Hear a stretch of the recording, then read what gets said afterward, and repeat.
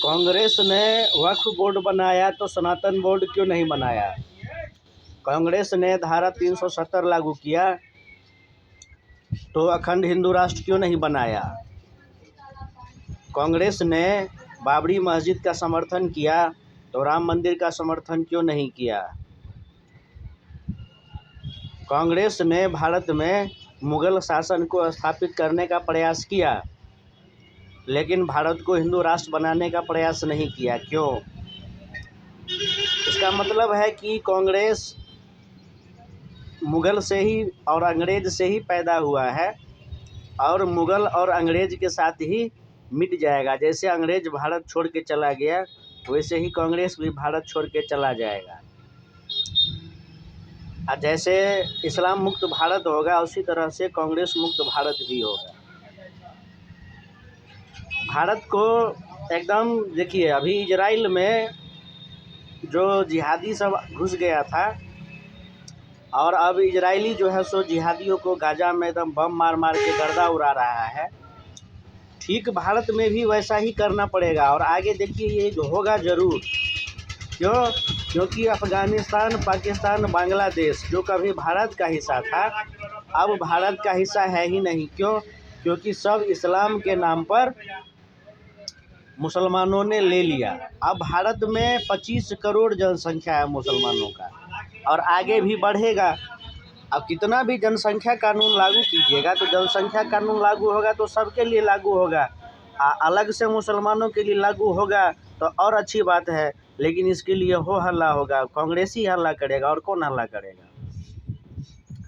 तो कांग्रेस का नीति आज तक देश को तोड़ो देश को बांटो का ही रहा है, चाहे जातिवाद के नाम पर हो चाहे जिस भी नाम पर हो।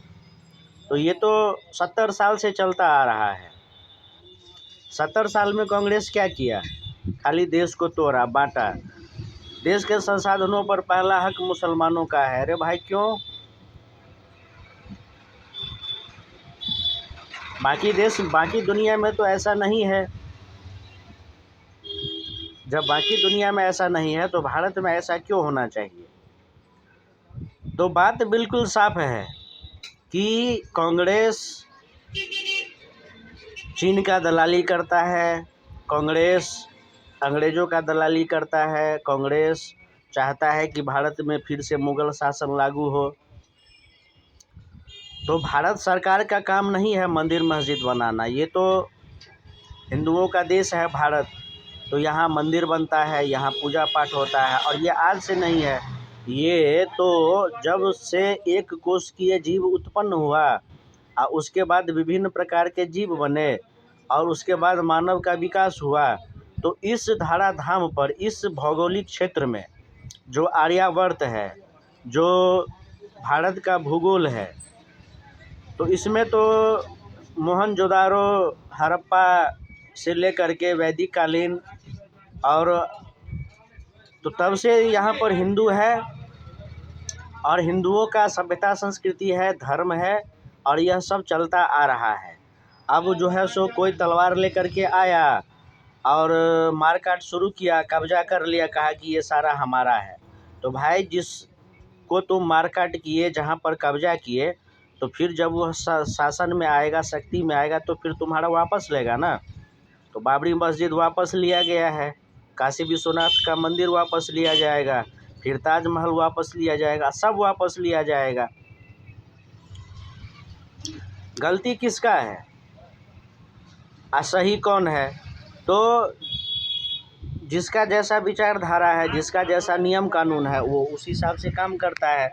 अंग्रेज पूरी दुनिया में साम्राज्य स्थापित करने के लिए निकला था और जहाँ तक वह सफल हुआ किया, लेकिन 1947 में अंग्रेज को भी भागना पड़ा। आज एक भी अंग्रेज नहीं है भारत देश में, ईसाई है। ईसाई इसलिए है क्योंकि मतांतरण किया जाता है लोभ लालच देकर या ज़बरदस्ती या किसी भी तरह से, या स्वेच्छा से कोई बन जाता है। तो उसी तरह से इस्लाम भी है। इस्लाम एक दिन जो है सो अपना साम्राज्यवादी विचारधारा लेकर के आया था और उसी तरह से अपना साम्राज्यवादी विचारधारा को समेट करके जाएगा। पाकिस्तान में 25% हिंदू था जब विभाजन हुआ था 1947 में, और अभी कितना है? 2%। तो भारत में भी जब देश का भारत में जब विभाजन हुआ था तो मुसलमानों का जनसंख्या था 4%, आज हो गया 25%। तो वही होगा, फिर भारत में भी जो है सो मुसलमान को 4% पर लाना पड़ेगा तभी होगा, नहीं तो यह सबको पता है कि जैसे ही इस्लाम कहीं भी 30% 40% में आ जाता है तो मारकाट शुरू होता है, दंगा फसाद शुरू होता है। अब कितना को मारेगा आदमी, शासन प्रशासन कितना को रोकेगा, फिर पूरे दुनिया में बवाल हो जाता है। पूरा ईसाई अमेरिका यूरोप, मतलब ईसाइयत के नाम पर जितना देश है सब एक हो जाता है, इस्लाम के नाम पर जितना देश है सब एक हो जाता है।